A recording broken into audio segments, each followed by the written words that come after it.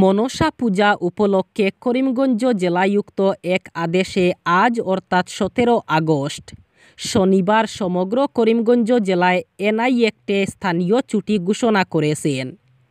এর ফলে রাজস্ব ও ম্যাজিস্ট্রিয়াল কোর্টসহ কেন্দ্র ও রাজ্য সরকারের সব কার্যালয়, সব শিক্ষা প্রতিষ্ঠান বন্ধ থাকবে। তবে অত্যাবশ্যকীয় ও জরুরি পরিষেবা এর আওতায় থাকছে না।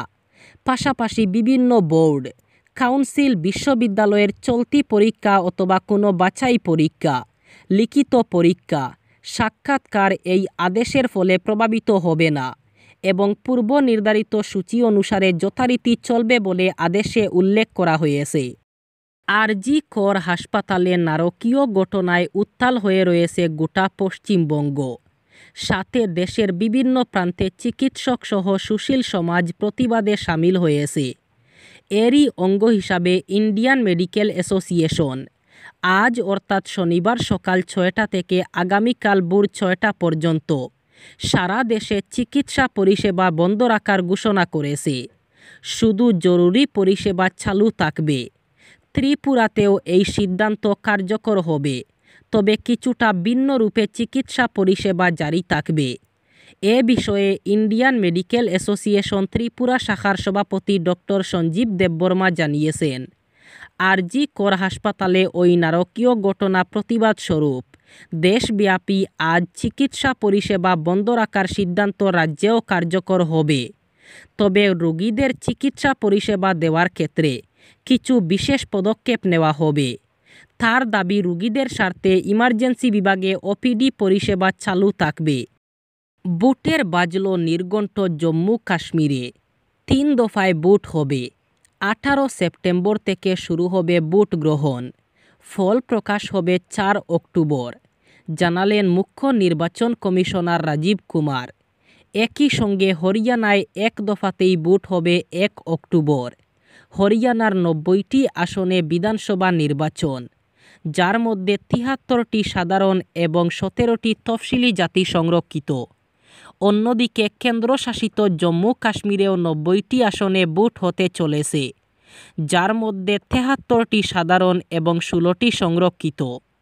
কাশ্মীর প্রসঙ্গে এদিন মুখ্য নির্বাচন কমিশনার রাজীব কুমার বলেন, লোকসভা ভোটে আমরা দেখতে পেয়েছি বয়কট ও বুলেটকে হারিয়ে ব্যালটের জয় হয়েছে।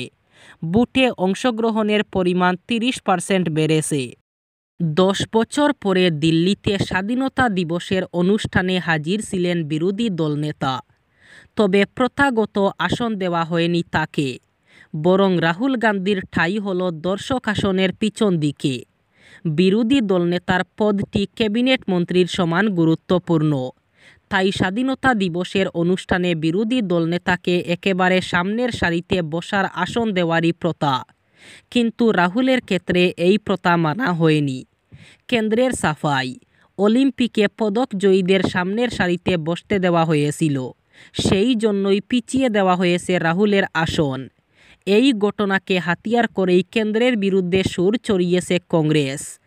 দলের সাধারণ সম্পাদক জয়রাম রমেশ বলেন, মোদিজি এবার ঘুম থেকে উঠুন। 4 জুনের পর থেকে সময় বদলে গিয়েছে।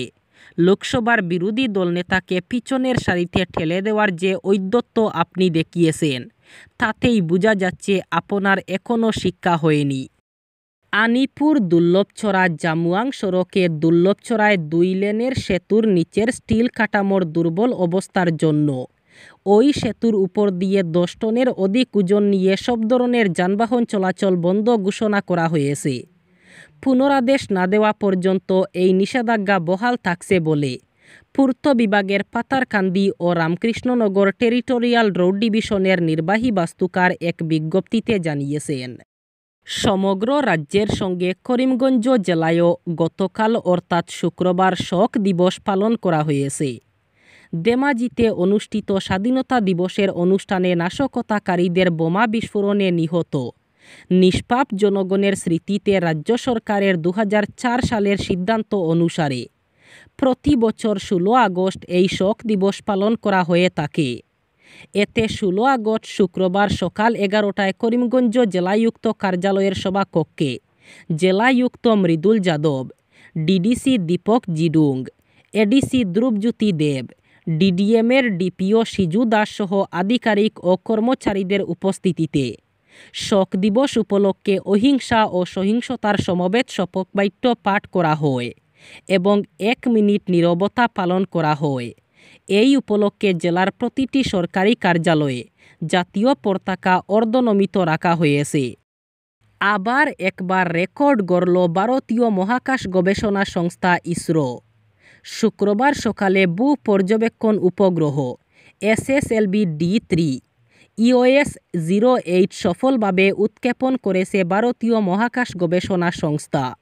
এদিন সকাল 9:17 অন্ধ্রপ্রদেশের শ্রীহরিকোটার সতীশ ধাওয়ান স্পেস সেন্টার থেকে SSLV এই উপগ্রহ নিয়ে মহাকাশে পাড়ি দেয়। শুক্রবার ভোর 2:47 শুরু হয় কাউন্টডাউন প্রক্রিয়া। স্মল স্যাটেলাইট লঞ্চ ভেহিকেল SSLVর মাধ্যমে এটি তৃতীয় তথা চূড়ান্ত উৎক্ষেপণ। পোলার স্যাটেলাইট লঞ্চ ভেহিকেলের তুলনায় SSLV রকেট অনেক ছোট আকারের, মাত্র 34 মিটার লম্বা। PSLVর দৈর্ঘ্য মাত্র 44 মিটার। সফল উৎক্ষেপণের পর ইসরোর পক্ষ থেকে জানানো হয়েছে SSLVর তৃতীয় উৎক্ষেপণ সফল। এবার মোদি সরকার কৃষকদের উৎপাদন বাড়াতে এবং তাদেরকে আর্থিকভাবে শক্তিশালী করতে আরও একটি উদ্যোগ নিয়েছে। কেন্দ্রীয় কৃষিমন্ত্রী শিবরাজ সিং চৌহান জানিয়েছেন, সরকার কৃষকদের কৃষি সম্পর্কিত বৈজ্ঞানিক তথ্য দিতে একটি মাসিক রেডিও প্রোগ্রাম কিষান সে বাত শুরু করতে। প্রধানমন্ত্রী নরেন্দ্র মোদীর জনপ্রিয় রেডিও অনুষ্ঠান মন কি বাত থেকে অনুপ্রাণিত হয়ে এই অনুষ্ঠান শুরু করা হচ্ছে। এর উদ্দেশ্য হল মন্ত্রী, কৃষি বিজ্ঞানী ও মন্ত্রকের আধিকারিকদের সঙ্গে যোগাযোগ করতে কৃষকদের একটি প্ল্যাটফর্ম তৈরি করে দেওয়া।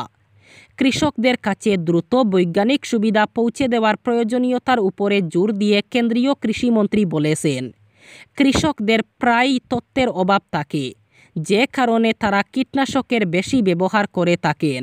সেদিকে তাদের নজর দিতে হবে। কেন্দ্রীয় কৃষিমন্ত্রী কৃষকদের অগ্রাধিকার দেওয়ার জন্য প্রধানমন্ত্রী মোদীকে ধন্যবাদ জানিয়েছেন। শিলচর করিমগঞ্জ 37 নম্বর জাতীয় সড়কের বেহাল অবস্থা, সড়ক জুড়ে গর্তের মিছিল, কোথাও পুকুর সম গর্ত। এমতাবস্থায় ঝুঁকি নিয়ে সড়কটি দিয়ে যানবাহন চলাচল করছে। এর মধ্যেই এক দুর্ঘটনা।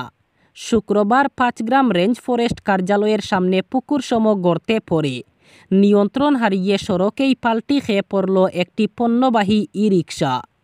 অল্পের জন্য রক্ষা পেলেন ই-রিকশা চালক ও একজন যাত্রী। এই ঘটনায় চাঞ্চল্য ছড়ায় এলাকায়। জানা যায়, আলগাপুরের দিক থেকে আসা বদরপুরগামী একটি ই-রিকশা পাল্টি খায় জাতীয় সড়কের উপর। পরে স্থানীয়দের সহযোগিতায় উদ্ধার করা হয় এবং রাস্তার পুকুর সম গর্তে সব ই-রিকশায় থাকা সবজি পড়ে যায়। চালক এবং স্থানীয়রা পরে থাকা সবজিগুলি এক এক করে বস্তায় জমা করেন। অনেক সবজি রাস্তায় নষ্ট হতে দেখা যায়। সবজির মালিক জানান, তার অনেক টাকার ক্ষয়ক্ষতি হয়েছে।